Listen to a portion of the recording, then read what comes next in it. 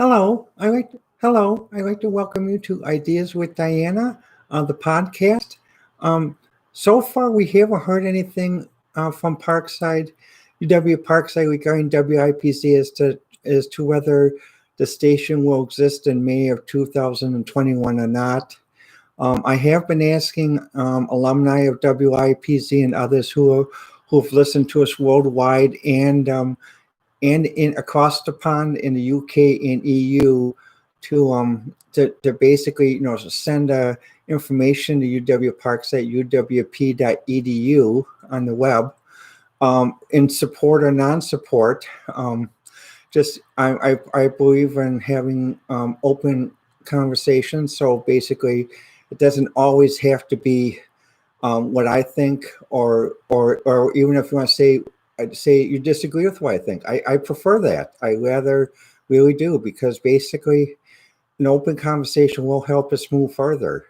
But what I would like to dedicate this broadcast to is today I was watching BBC America with Katie Kay, and she is talking about the UN Secretary General talking about climate change and the urgency and the concern. I do agree with that, very much so. And part of the reason why I agree with that is, well, just to give an example, in my undergraduate studies, I studied at the University of Wisconsin Parkside, which for many years people had asked, well, where's Parkside, Wisconsin? Well, it's Parkside, Wisconsin really is not a city. It's actually a fusion of two-year colleges, University of UW-Racine and UW Kenosha in 1968 became UW Parkside. And due to, as many people would know, basically across the pond in the EU and UK and even across the pond here in the States, there's some pork belly, basically like Bismarck said, a lot of people don't like to see pork being made, but basically they enjoy it. But basically that's why Parkside is actually right at the county line, where this is Kenosha, this is Racine. So basically that way, to avoid the fight of whether to call it UW Parkside, UW Racine, and the sister university that's formed at that time was UW Green Bay. The thing about Parkside, though, is this: when Parkside was built, it was a very radical concept, but a good radical concept, because basically the people who developed Parkside, they hired an international architect who was well known for designing different types of structures and different projects in the EU and being very environmentally sensitive. Parkside was designed as basically one of the most earth-friendly, earth-efficient universities on the planet. I mean, literally, because just to give an example, Parkside, when many people don't realize it, but Parkside is literally like, let's say this sheet of paper is 700,000 acres. I can't do the calculation now right now what it is in hectares, but what happens if you were to take the actual campus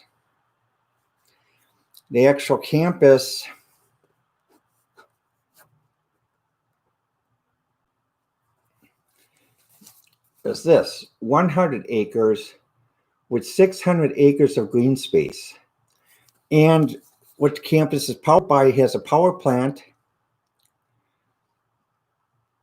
that uses, just wait for it, geothermal energy. Not coal, not oil, geothermal energy that powers this whole thing here. So there's not a single boiler inside any of these buildings. All these buildings have an underground geothermal pipe, like what they've used in Iceland for many years. And this was done in 1968. I went to Parkside starting in 1978, while I was still in starting high school, and graduated in 1982.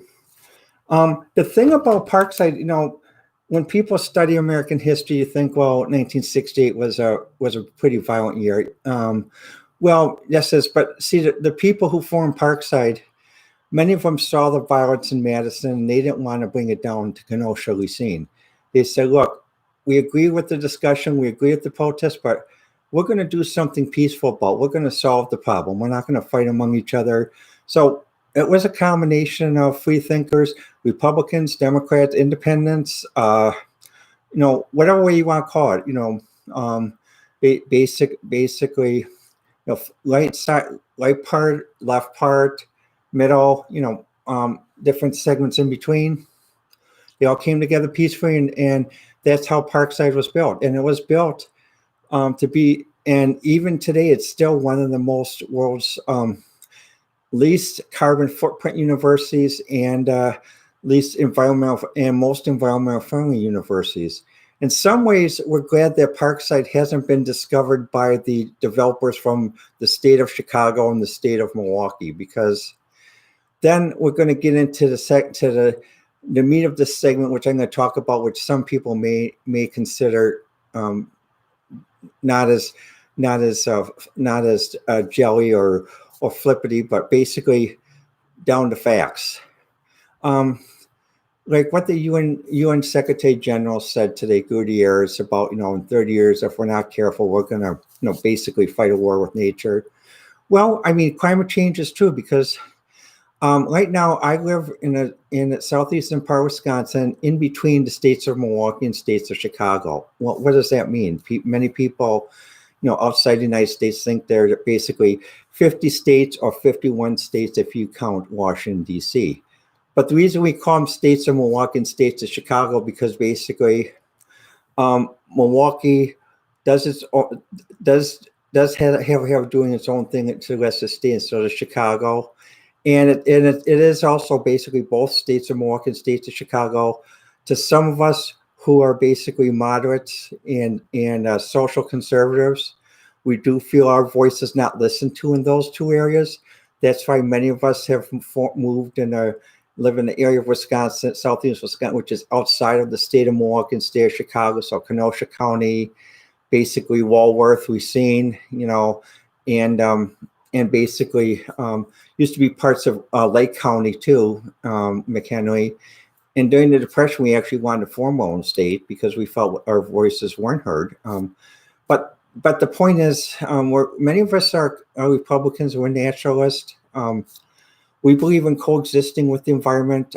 For example, every day when I go and get my groceries, there are many points every day I walk over to Dollar General, which is a few blocks down the street. It's like it takes me about 40 minutes to go back and forth, pick up stuff. But I do that basically to reduce my carbon footprint.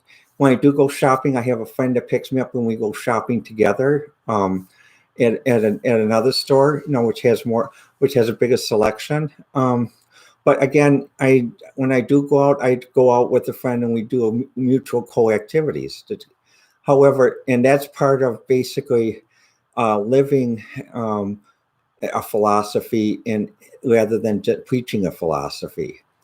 But the biggest problem that's going to come with climate change, well, before I go into this, let me just say, I congratulate Katie Kay on her broadcast. I did like her broadcast and do second it, what she said on her broadcast.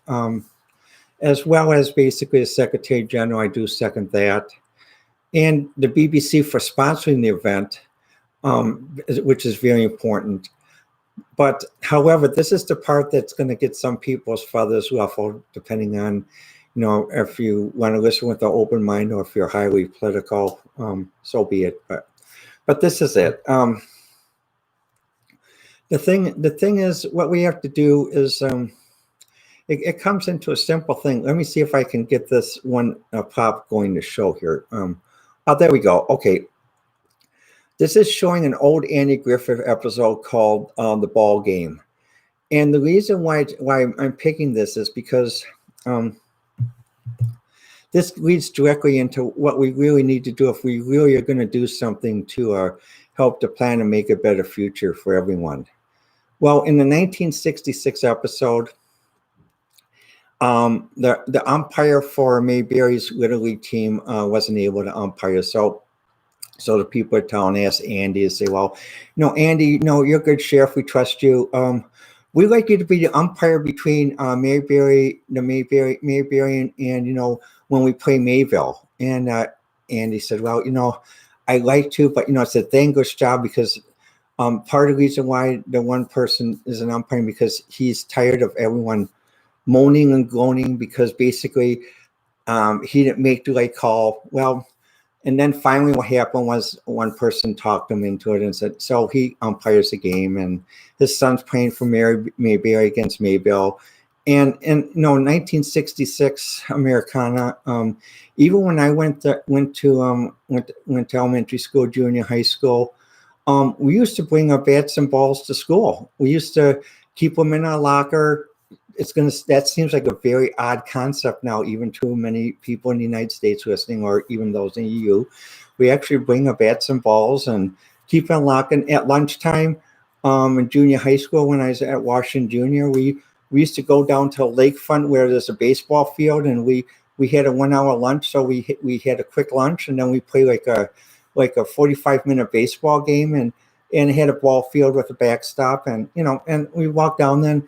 And so the neighbors would see us all carrying our bats and balls and walking down there because our schoolyard, we really didn't have a big field to play hardball. We had a softball field, and we had one part of the outfield which we called the Green Monster, because what happens, it was actually a 3-story wall. So basically, when someone hit a softball and hit the top of the Green Monster, it was a home run, but also it was an out.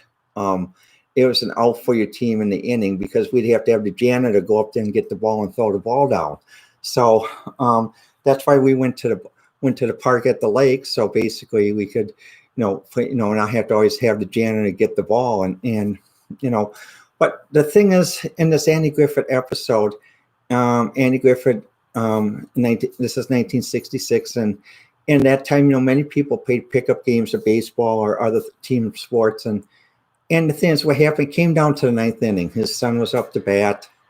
Both teams are playing a good game. It was 2-1. Basically, Mayberry had people on second and third, and Opie was up to bat. And the first pitch comes, he waits, and it's a ball way outside. The second pitch comes, he swings and gets out by a fastball. The third ball comes, he makes contact, but he fouls it out. Fourth ball comes, basically it's a sinker. He's a little bit late, he swings, and then now it's a fifth ball. Basically, he's waiting. The pitcher throws it. And what happens, he's hesitating a little bit whether to swing or whether to hit. And it just hits the corner of the strike zone, and Andy has to go, you're out. And that's the game. Mayberry loses 2-1. Well, most of the time, people will go to a bar, go to a pub, celebrate and just, have fun, just glad that they played a good ball game. But in this episode, the townspeople basically were a little bit mad because the next week they looked at Andy like with a fisheye, like, you should have gone for Mayberry and not called that strike. That wasn't a strike. Are you sure your eyes are working okay? And you lived in Mayberry for so long, you should have called. And finally, what happened was Andy was really getting to him. And at one point, there was a journalist, and actually, and this is at the time before. If someone would have said fake news, other people said jump in the lake. But this was a time when there was actually when journalists were truly respected. The time of Walter Cronkite, Huntley, Brinkley, Diane Sawyers, Barbara Walters, and the local journalist in Mayberry. He wrote an article, and it was like basically a big column, and actually everyone in the town, even those who normally don't read the sports section, read it, and it said something like this. It said, all of you asked Andy to be umpire, and you asked him to to do this thankless job, but yet you all wanted Andy to throw the game. Yes, throw the game. And Andy did exactly what he always has done as a sheriff and what an umpire should do as an umpire. He called it as he saw it, and he was firm. He didn't change his mind, and he knew he was going to get heck for calling it, but he called it as he saw it, and he called it honestly. And everyone should respect that. And after reading that article, at that time in 1966, most people, once they had understood the reasoning, they would say, okay, they would have humility to say, look, I made a mistake, or even not even just to say I made a mistake to themselves, and saying, and they went up there and said, well, we're sorry we put you through the hazing and the silent treatment and all this stuff, and basically, but what happened though, the town learned something too, that they had to overcome their humility, and that's what the problem is with climate change. It's the same with this COVID. There are a lot of people who don't want to call a third strike in the bottom of the ninth inning on their home team, but they are going to have to. And if you don't, or if we don't, then basically we're going to have areas of the world where basically there's massive fires. It's 110 degrees. Birds are dying. Or even like some of the footage they showed on the BBC broadcast where people coming over this hump on the highway. There's so much smog you couldn't even see the buildings ahead of you. I hate to imagine the people working there with respirators and everything else. And so basically, my point is, though, if we're going to do what this Goodyear, the New General says, and what the BBC mentioned in their broadcast to do, we got to play the same baseball game. Not baseball 1.1, not baseball 2.0. We got to play the same baseball game. 3 strikes you out, 4 balls, you take your base. You being a batter, your pitch is thrown out of the game, and your team forfeits. That's strict. And if we're not gonna play by the rules, everybody, and no client from India or China or anyone else say, well, we have a right to do this because you did in the 19th. Okay, yes, that happened, but right now we have to work together as one unity, one people, one world to solve this. If we don't, we're gonna have a massive problem, and we're gonna basically make a unhealthy planet in the next 30 years. But I rather think that most people, even in those countries, would realize that it's better to have a healthy planet, because I don't think they like going around like this with respirators and and air tanks, and just like we in Southeast Wisconsin hate these masks. We wear them anyway, but many of them, as soon as we get rid of them, it's like what was it? Or there's one theater play. Hedda Gabler. What happened? Some of the students basically played in Hedda Gabler, and their roles involved wearing a corset all the time. And for my grandmother, that was great. She loved it. She was born in in the late 19th century, and she loved it. But basically for them, it's like, oh my God, how in the world did we live through this? And as soon as they're done with Hedda Gabler, they took those corsets and they just, no, thank you. Loose fitting clothes, and even body conscious clothes they stayed away from, because basically after wearing a corset for them for 90 days, that was enough to see why us in the later early 20th century eventually decided that maybe corsets sometime, but not every time. No, but the point is, if we're really going to solve this, we got to remember like this one thing. And to those of you who have YouTube access like that, though, you can watch this and see this, or maybe other things like that, though. But even just a second point, for example, many of us in Southeast Wisconsin are big MeTV science fiction Saturday night fans, and we watch Svengali, and we watch Star Trek, and also Buck Rogers. But But even on the Buck Rogers series that was on from 1979 to 1981, it mentioned the thing about where they built New Chicago. Well, many people may wonder where New Chicago actually was in the Buck Rogers series. Actually, New Chicago was where Kenosha is, and we see in art today. Because in the 1980s series, the original Chicago became such an ecological disaster that basically no one could live there. Those who did live there were severely affected. So, but when they did build New Chicago, they did the same thing as Parkside. They built a power plant that used new technology as fusion nuclear energy, but safe nuclear energy, to fuel it. And even at that time, we still talked about safe nuclear energy, because part of the reason is because many of us across the pond in the United States knew of the French with their development of the breeder reactor, and how successful they've been in having a breeder reactor installed in various regions in France, even in the countryside, and they haven't had the issues of 3 Mile Island or Chernobyl.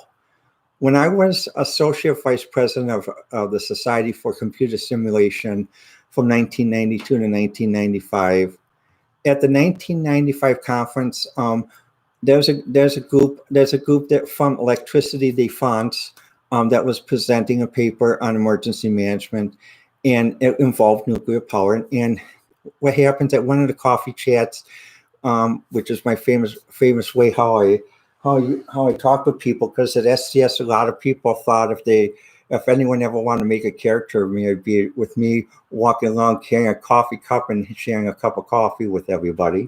So I asked the two people from Electricity Défense. I said, well, I just want to know if the breeder reactor, are you limited to just having it in France?